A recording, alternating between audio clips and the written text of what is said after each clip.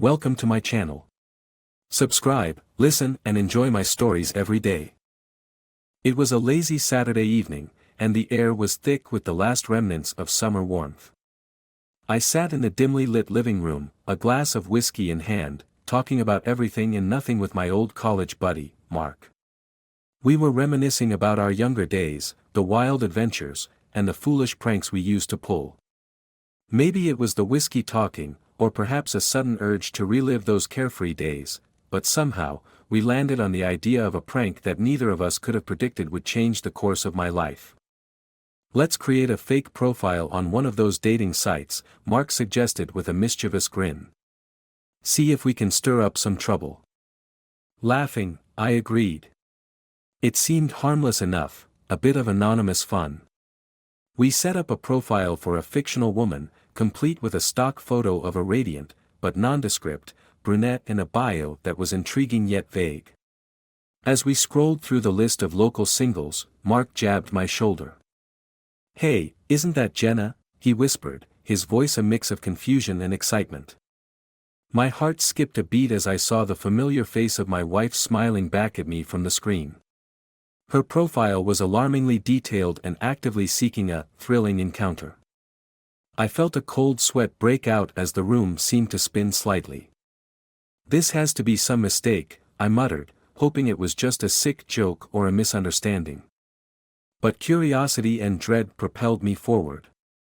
We decided to message her from our fake account, and her response came almost immediately. Jenna was engaging, flirtatious, and, worst of all, eager to meet. Each message from her was like a dagger to my heart, confirming my worst fears. Mark watched, unsure what to say, as the playful atmosphere turned thick with tension. "Man, I didn't think," he began, but I waved him off. "No, it's good. Now I know," I said through gritted teeth, my mind racing. The betrayal stung deep, and a part of me wanted to confront her immediately, to see the guilt in her eyes. But another part, the part that was already plotting and seething with hurt, wanted to teach her a lesson she'd never forget. "We'll meet her," I declared with a cold, calm I didn't feel. "We'll see just how far she's willing to go." Mark nodded, understanding the gravity of the situation and agreeing to help me through this charade. We set up a meeting for the next day at a local cafe, a public place where the confrontation would be less prone to escalate beyond control. That night, I lay in bed next to Jenna, watching her sleep peacefully, unaware of the storm that was about to break.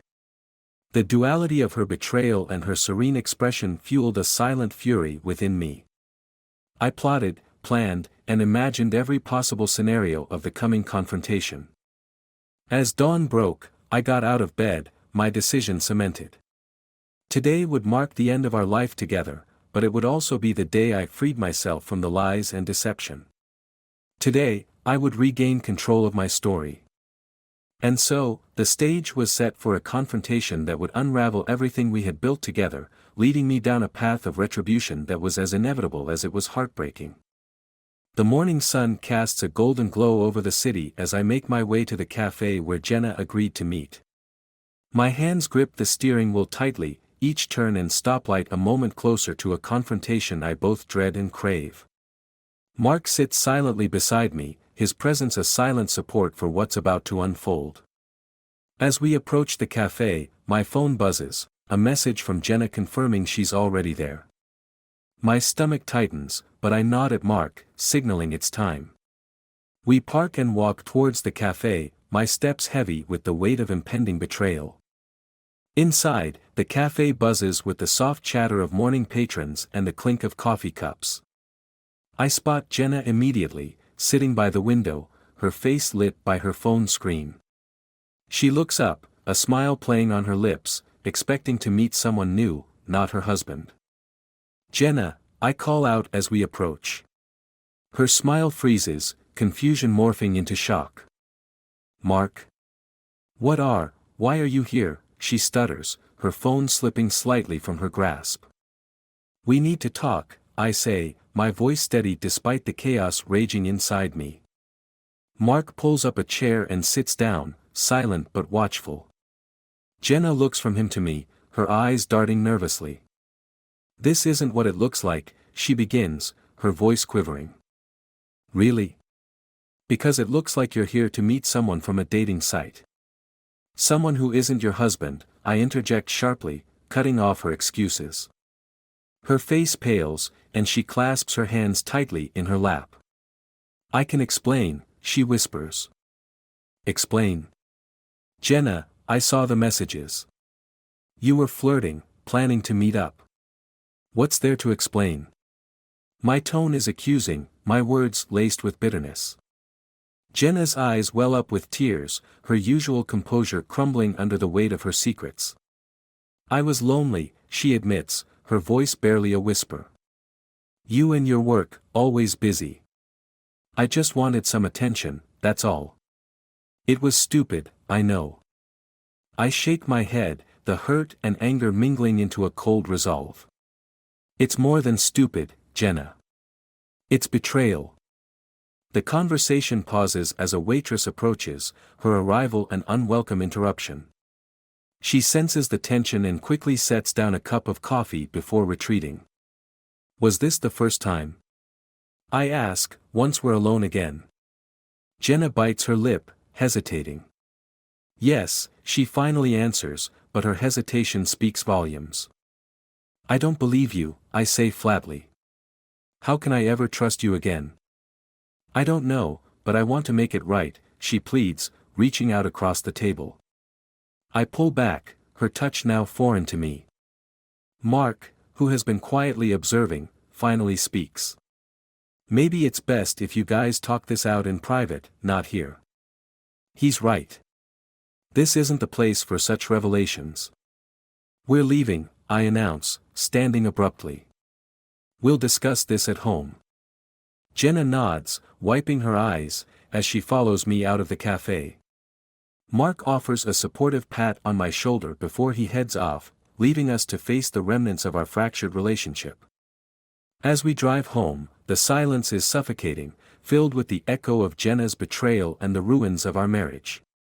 Today was supposed to be a confrontation, but it's clear now that it was just the beginning of a long, painful unraveling. The drive home is silent, the air thick with tension. Jenna sits beside me, her hands clasped tightly in her lap, her gaze fixed on the passing scenery. I can feel her occasional glances, seeking some sign of what might come next, but I keep my eyes on the road, my mind racing with anger and betrayal. Once we're inside the house, the familiar surroundings do nothing to ease the strangeness between us. Jenna hesitates at the threshold, then finally steps in, her posture deflated. Can we talk about this, please? She implores, her voice breaking slightly. I throw my keys on the table and turn to face her. Talk. Jenna, I don't even know who you are anymore, I snap. She flinches at my words, but it's the truth. The woman I married would never have sneaked around on a dating site, making plans to meet strangers. Or so I had believed. I'm sorry, she murmurs, taking a tentative step toward me. I never meant for any of this to happen. It was just messages, I swear. I never met anyone. Messages that lead to meetings. You were at the cafe, waiting, I counter sharply, the image of her sitting there, smiling at her phone, etched painfully in my mind. Jenna wrings her hands, her eyes wet with unshed tears. I know, and I regret that. I was going to cancel. I realized it was a mistake. A mistake. I echo, incredulity coloring my tone. Jenna, you made a choice. This wasn't some random error. She looks away, her shoulders slumping. What do you want me to say? That I'm a terrible person? That I don't deserve you? Her voice rises in a mix of defiance and despair. I want the truth. Is that so much to ask for? I demand, stepping closer. Her defiance crumbles, and she sinks into a chair, her face in her hands. It is the truth. I felt lonely, invisible. You're always so busy, so distant. I just wanted to feel wanted, she confesses, her voice muffled. I pause, processing her words. The air shifts slightly, the sharp edges of my anger dulled by her vulnerability. But the betrayal still stings, deep and raw. So where do we go from here, Jenna? I ask, my voice softer now, but still laced with hurt. She looks up, her eyes searching mine. I want to fix this. I'll do whatever it takes.